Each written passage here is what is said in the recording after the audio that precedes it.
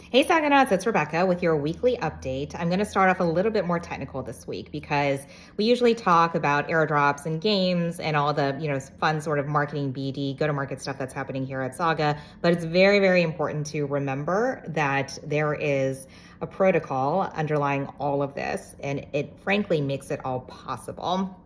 So for those of you who have been with the Saga community for a long time, or even if you're just joining us, welcome.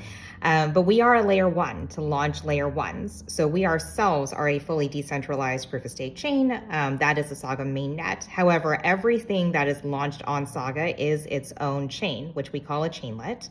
And all of these chainlets have been fully decentralized proof of stake chains. The reason why we bring this up now is with the proliferation of L2s and rollups, inevitably, discussions will go in the direction of decentralization because the functionality of a rollup, to be very honest, and you can ask any developer this who has had the lovely experience of building on a rollup, is incredibly limited. In particular, a rollup is of limited functionality in its own right, but it also has very limited bridging out to other ecosystems and even to the main chain. Therefore, it means that you can build on your own dedicated block space. You probably have a very close relationship to whatever chain that rollup is rolling up onto, but that's it. That's it. And so you're really cutting off a lot of the things that your application will need in order to be successful. That's why we decided to go the decentralized route. But decentralization is not easy. I think anyone who's been building in Cosmos for a long time knows that because honestly, the first maybe 5-6 years of Cosmos development was really focused on making sure that app chains could actually be bulletproof and stood up in as easy a way as possible. There are a lot of technical hurdles to work through. And what Saga does is it automates all of that.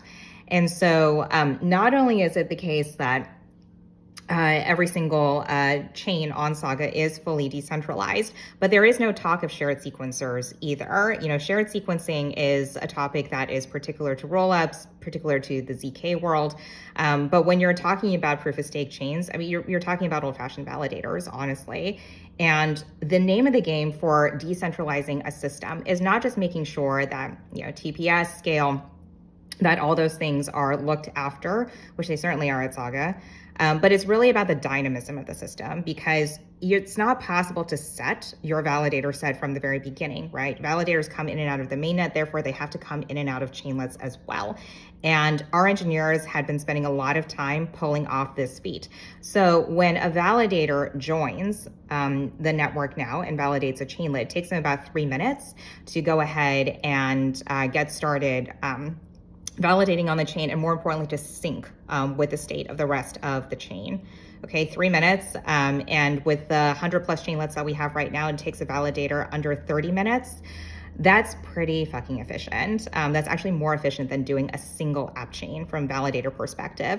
I tell you guys all of this because honestly, we celebrate the game wins, the BD wins at Saga quite a lot. Probably pretty well known for our marketing, for our airdrops, our community, but oftentimes you don't see the amazing innovation that goes into making us an infinitely scalable protocol. So just know that while everybody else is still discussing decentralization, we just did it. And we did it not because we wanted to sort of show off how capable our engineers are. It's because our innovators actually asked for it. At the end, Saga is obviously very technology focused, but we are probably above all product focused. We want to build something that will actually be used. And in order to know what's actually going to be used, you have to talk to the people who are actually building on you all the time. And for that, I give Jake McDormand, who's our co-founder and CTO, and Bogdan Alexandrescu, who is our co-founder and VP of engineering, a great deal of credit because they are always crossing over to the business side. We talk every single day to go through what are all the issues that builders on Saga are facing. And that goes into their protocol design, ultimately, okay? So, guys, we are fully decentralized. So for anyone who's looking for that kind of solution where you have your own fully decentralized L1 out of the box, deployed in under a minute, come talk to us if you haven't talked to us yet. Look forward to hearing from you.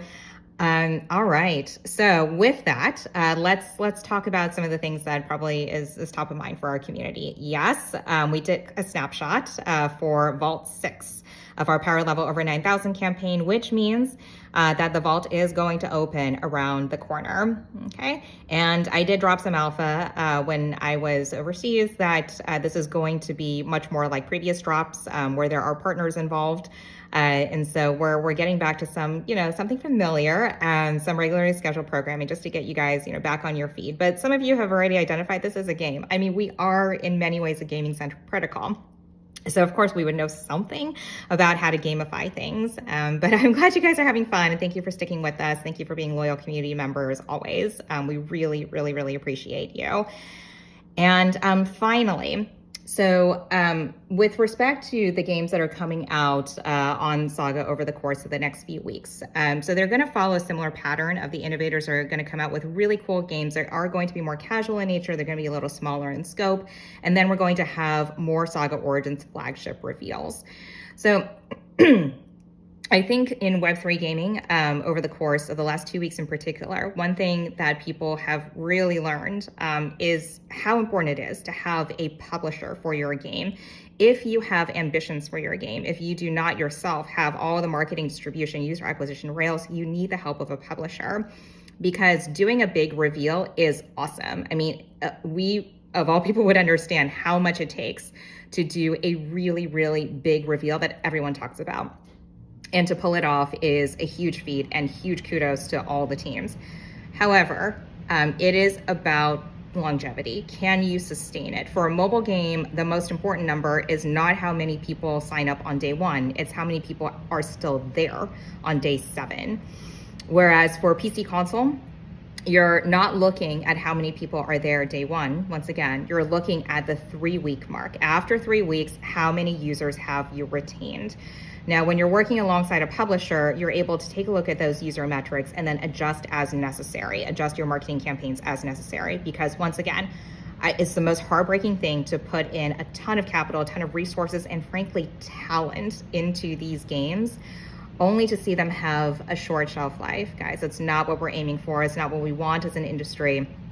So at Saga Origins, that's always been our approach. That is why we structure our deals the way that we do. There is a revenue share component because we don't eat unless you eat, and we're gonna make sure that we both eat.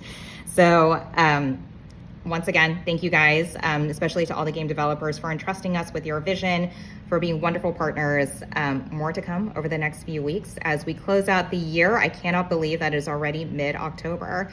But in the meantime, guys, rest up. It's going to be a very busy rush until the holiday season. And, well, lots of exciting things happening. Have a great weekend, Saga Nuts. Take care.